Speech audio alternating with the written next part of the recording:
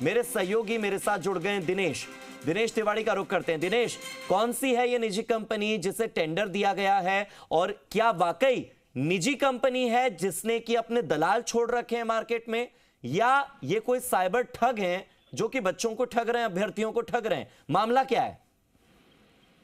बिल्कुल, ये देखिए, राज्य परियोजना के तहत स्कूलों में बच्चों को व्यावसायिक शिक्षा देने के लिए भर्ती की जा रही है और लगभग 2 साल के लिए ये शिक्षक बच्चों को व्यावसायिक प्रशिक्षण देंगे, उसके लिए भर्ती की जा रही है। इसके लिए राज्य परियोजना ने, समसा ने ये टेंडर निजी कंपनियों को दिया, जो कि स्किल डेवलपमेंट की कंपनियां हैं, जो कि पूरा जिनमें से अधिकांश कंपनियां हैं नोएडा में बैठ के, ये कह सकते हैं कि अपना पूरा नेटवर्क राजस्थान में उन्होंने चला रखा है, राजस्थान के अलग अलग जिलों में, और उन्होंने ये टेंडर दिया।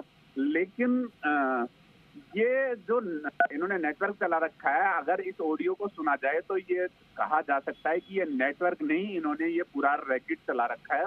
अपने दलाल इन्होंने छोड़ रखे हैं और वोकेशनल टीचर भर्ती में इन्होंने बड़ी धांधलियां की है, जिसका खुलासा इस ऑडियो में हो गया। अब पता करने वाली बात ये है कि क्या ये दलाल जो है, इसने कितने टीचर इसमें लगवाए, कितने टीचर फर्जी तरीके से भर्ती हुए। ये दावा कर रहा है कि 22-23 तो मैं लगवा चुका, और एक दिनेश, ये गलत वेरिफिकेशन वाली बात सामने आई है कि दस्तावेजों का वेरिफिकेशन जो हो रहा है उसमें भी गड़बड़ियां हैं। देखिए हार्दिक, उसमें बड़ी गड़बड़ी ये है कि जिन अभ्यर्थियों के पास डिग्री नहीं थी, क्योंकि जो व्यावसायिक प्रशिक्षण है उसमें अलग अलग ट्रेड के लिए व्यावसायिक टीचर लिए गए हैं, लेकिन जिन अभ्यर्थियों के पास उस ट्रेड की डिग्री नहीं थी, वो भी आनंद फानन में बैकडेट में यूनिवर्सिटी से डिग्री लेकर वोकेशनल टीचर बन गए। उनकी डिग्री दस्तावेज की जांच नहीं की जा रही।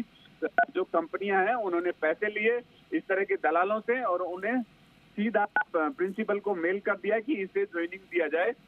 अब गंभीर विषय यह है कि बिना दस्तावेज के फर्जी डिग्री वाले लोग कैसे बच्चों को पढ़ाएंगे, और इतना बड़ा पैसा खर्च करने के बाद भी जो उद्देश्य शिक्षा विभाग का है बच्चों को व्यावसायिक शिक्षा देना, वो कैसे पूरा होगा?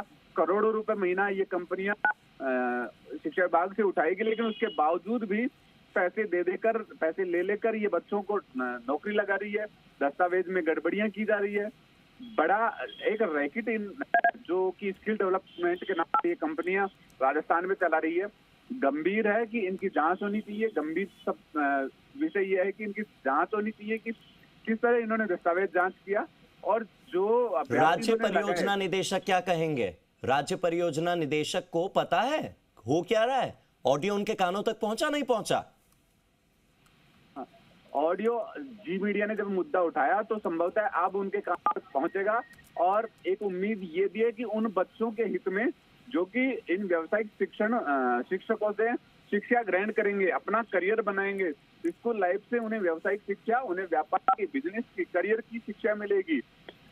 इन शिक्षकों से इनकी वो जांच करेगी, जांच कमेटी गठित होगी, और इन कंपनियों पर जो कि एक रैकेट चलाकर दलाल मार्केट में छोड़कर भर्तियां कर रही है, उनके खिलाफ एक्शन होगा। अब ये उम्मीद है कि शायद जी मीडिया पे इस खबर के बाद शिक्षा विभाग के राज्य परियोजना निदेशक या सेक्रेटरी जागेंगे और वो एक्शन लेंगे इन तमाम कंपनियों के खिलाफ जो इस तरह का रैकेट चला रही है, जो कि फर्जी डिग्रियों के नाम पर नौकरियां लगा रही है, या फिर अपने दलाल मार्केट में छोड़कर लोगों को नौकरियां देने के नाम पर बरगला। बिल्कुल दिनेश, एक्शन होना चाहिए उन तमाम लोगों पर जिन्होंने की दलाली की। एक्शन होना चाहिए उन लोगों पर जिन्होंने इन दलालों को मार्केट में आने की इजाजत दी। एक्शन होना चाहिए उन 20 से 22 लोगों पर जिनका दावा किया जा रहा है कि गलत दस्तावेज सत्यापित करवाकर उन्होंने भी 1.5 लाख रुपए देकर नौकरी पाई है।